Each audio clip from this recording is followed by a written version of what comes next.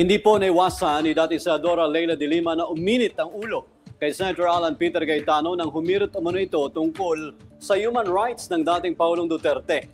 Git ng ginang hindi umano swak si Cayetano na mag-ingay tungkol sa human rights matapos tila maging enabler umano ito sa mga ginawa noon ng dating Pangulo. Ang kanyang mga patutsada ay kukwento sa atin ni Tala Lopez.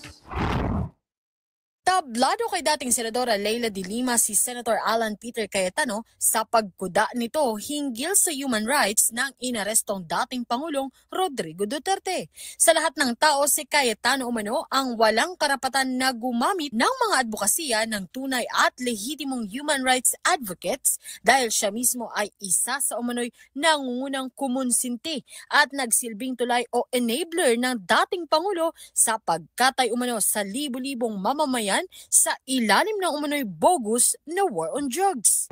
He is also the last person on earth with the credibility to talk about due process and human rights.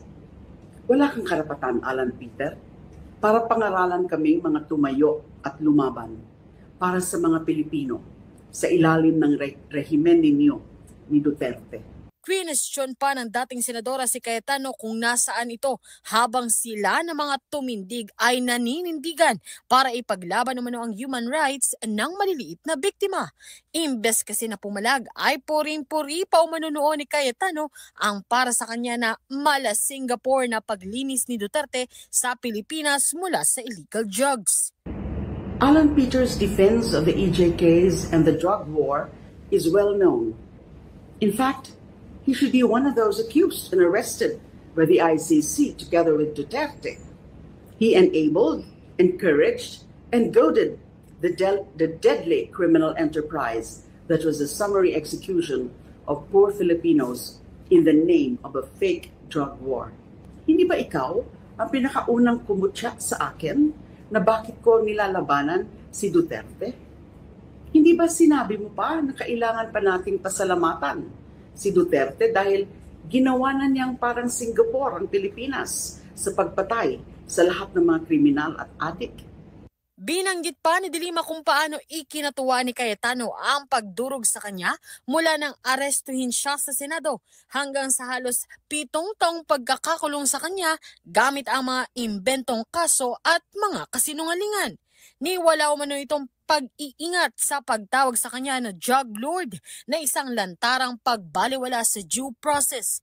Due process na ngayon ay isinisigaw ni Cayetano para sa dating Pangulo.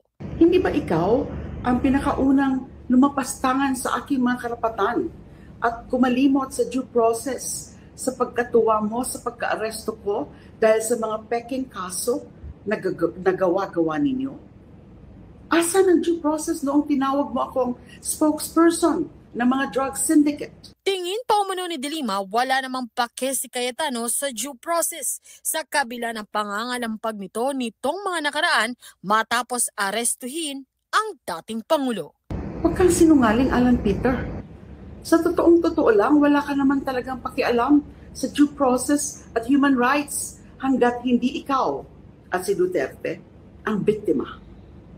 The true test of standing up for due process and human rights is when the poorest and lowliest of Filipinos have been oppressed and you fought for them. Where were you during that time when the people's rights were being violated? Ako, si Tala Lopez para sa Kwentong Politiko.